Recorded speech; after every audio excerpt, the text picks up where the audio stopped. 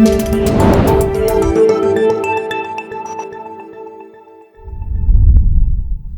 այսպես Նիկոլ Փաշինյանի կարմիր գծերը, որոնք գոյություն չունեն, արդյոք ընդդիմությունը սա հասկանում է թե ոչ, եւ արդյոք իրենք պատրաստ են այս ֆորմատով քաղաքական պայքար մղել։ Հարգելի հեռուստադիտողներ, այս թեման քննարկելու համար եկեք վերադառնանք լուսավոր 18 թվականի գարնանային օրեր, երբ որ Հայաստանում տեղի էր ունենում իրադարձություն, որը հետագայում անվանվեց Թավշյա հեղափոխություն։ Ինչի էին մարդիկ դուրս եկել փողոց, ինչ էին պահանջում քաղաքացիները։ Մարդիկ ունեն սոցիալ-տնտեսական լուրջ խնդիրներ, կար արդարության, արդարադատության պակաս եւ մարդիկ դուրս էին եկել փողոց իրենց սոցիալ-տնտեսական խնդիրները լուծել եւ արդարություն հաստատել։ Ինչպես նաեւ եւս մի կարեւոր նրբերանգ կար։ Հայաստանում պետք է անկեղծ լինենք, մի համակարգ էր ձևավորվել, որ անկախ նրանից, թե դու ինչպես ես քվեարկում, հաղթում է կոնկրետ կուսակցություն, հաղթում է կոնկրետ տեխնացու, այսինքն քաղաքացիները զրկվել էին իշխանության ձևավորման վրա ազդելու ինստիտուցիոնալ հնարավորություններից։ Այս ամեն ինչը վերջն արդյունքում հանգեցրեց նրան, որ անկախ նրանից մենք գործ ունենք քաղ տեխնոլոգիայի հետ, մենք գործ ունենք իշխանահանձ նման հետ թե ինչի հետ, քաղաքացիները դուրս եկան փողոց, որովհետև ինստիտուցիոնալ առումով իրենք զրկված էին այլ կերպ ազդելու քաղաքական իշխանության ձևավորման վրա։ Այս գործընթացից զրկված էին հասարակությունը իշխանության ջանքերով։ Ինչ է անում հիմա Հայաստանի Հանրապետության գործող իշխանությունը։ Նիկոլ Փաշինյանը նա ձերբակալելով Գոհար Ղումաշյանին, ձերբակալելով Հասմիկ Ամիրզադյանին, որոնք երկուսն էլ մայրեր են, մեկը կերակրող սնուցող մայր է, ինչպես կասեր Նիկոլ Փաշինյանը, մեկ այլ Հասմիկը ինքը, եթե ես չեմ սխալվում, 5 երեխաների է որդեգրել, բայց Նիկոլ Փաշինյանը ցույց է տալիս իր գործողություններով, որ նա կարմիր գծեր չունի։ Եթե անհրաժեշտ է ձերբակալել կերակրող մորը, նա այդ քայլին գնում է։ Եթե անհրաժեշտ է ձերբակալել կնոջը, եթե անհրաժեշտ է ձերբակալել դպրոցական տարիքի երիտասարդի, Նիկոլ Փաշինյանը այս քայլերը իրականացնում է, այս քայլերի Նիկոլ Փաշինյանը գնում է այստեղ իսկապես հարցը վերաբերվում է հետևյալին, իսկ ինչպես է այս ամեն ինչին արձագանքելու ընդդիմությունը, ինչպես են ընդդիմության ներկայացուցիչները նաև փորձելու պայքարել այս քաղաքական իշխանության դեմ, որը տեսեք իրենք ինչ են անում, բացի նրանից, որ ձերբակալում են, սպառնում են մարդկանց պատերազմով, Նիկոլ Փաշինյանը գրեթե ամենօրյա ռեժիմով այսօր էր ասում, որ եթե դուք հանդես եք գալիս կամ ինչ-որ միջոցառում եք իրականացնում Արցախի դրոշով, միտքն եք փոխանցում, ոչ թե ցիտում ենք։ Եթե դուք հանդես եք գալիս քարտեզով, որում Արցախը Հայաստանի հետ մեկտեղ է, եթե դուք Արցախի դրոշով հանդես եք գալիս ելույթներով, դա հանգեցնելու է պատերազմի։ Այս ամեն ինչը ինչին է ուղղված քաղաքացիներին վախեցնելու։ Ավելին, Նիկոլ Փաշինյանը նաև Եվրամիությունից, այսպես ասած, տղա է բերում Հայաստանի Հանրապետության քաղաքացիների վրա, քաղաքական ընդդիմության վրա, որոնք պետք է մոնիտորինգում օգնեն Նիկոլ Փաշինյանին հիբրիդային պատերազմների դեմ կարողանան օգնեն Նիկոլ Փաշինյանին հակազդել հիբրիդային պատերազմին։ Այսինքն, տեսեք, սպառնում են քաղաքացիներին պատերազմով շանտաժ են ենթարկում, Եվրոպայից մարդ են բերում հիբրիդային պատերազմի դեմ պայքարելու համար եւ իրենց քաղաքական հակառակորդներին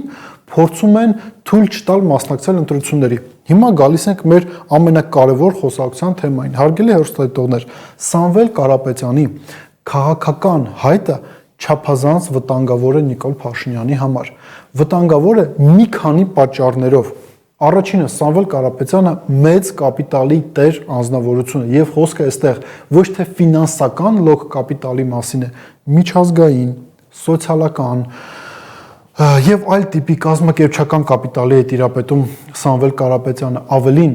Սամվել Կարապետյանի գործողությունների արդյունքում Նիկոլ Փաշինյանը կարող է զրկվել իշխանությունից տարբեր գործընթացների շրջանակներում, թե ընտրական գործընթացների շրջանակներում եւ թե այլ տիպի գործընթացների շրջանակներում, ինչի մասին է խոսքը։ Տեսեք, վերադառնանք 18 թվական, մարդիկ զրկված են ինստիտուցիոնալ հնարավորություններից ազդել իշխանության ձևավորման վրա, քաղաքացիները հնարավորություն չունեին ազդելու իրենց իշխանության ձևավորման վրա։ Եղավ 18 թվականը եւ մենք ստացանք այն, ինչ ստացանք։ Սամվել Կարապետյանի վարկանիշը, ազդեցությունը, կապիտալը բոլոր առումներով բավարար է Հայաստանում իսկապես իշխանությունը ժողովրդին փոխանցելու գործընթաց իրականացնելու համար։ Այս ամեն ինչից Նիկոլ Փաշինյանը ակնհայտորեն մտահոգություններ ունի։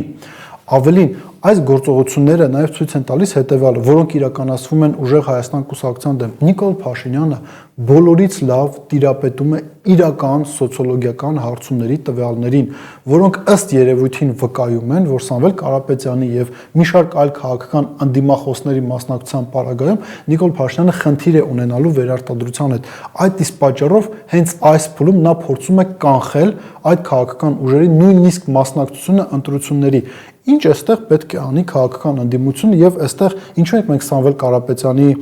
վրա շեշտում ուշադրությունը, որովհետեւ իրենք եւս որպես քաղաքական միավորի ներկայացուցիչներ այն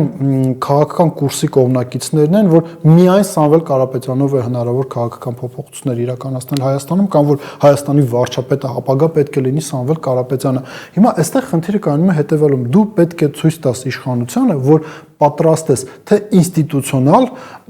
որոշակի կարգավորումների շրջանակներում պայքարել իշխանության հետ, իշխանության դեմ, այլ նաև դու պատրաստ ես անել այն, ինչ 2018 թվականին իրականացրեց Նիկոլ Փաշինյանը, բայց դա պետք է լինի ոչ թե իմիտացիա, այլ իրապես իշխանությունը ժողովրդին վերադարձնելու քաղաքական ակտ։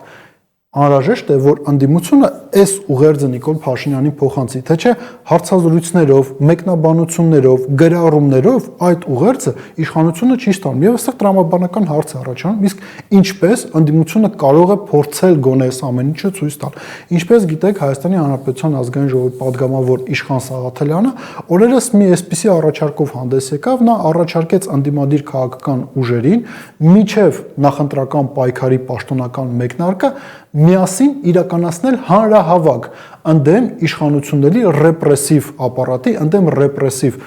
մեխանիզմների, ցույց տալու համար, որ անկախ նրանից, թե արդյոք անդիմությունը ինչ պատկերացումներ ունի քաղաքական ապագայի վերաբերյալ, ով ում ոնց է պատկերացնում իշխանության մեջ, ով իրեն ինչպես է դրսևորելու ապագայում,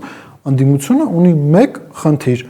պայքարել իշխանության դեմ եւ պայքարել իշխանության ռեպրեսիվ համակարգի դեմ։ Միգուցե քայլերից մեկը իշխանությանը սթափեցնելու լինի հենց այդ միասնական հանրահավաքը, մտածեք այդ մասին։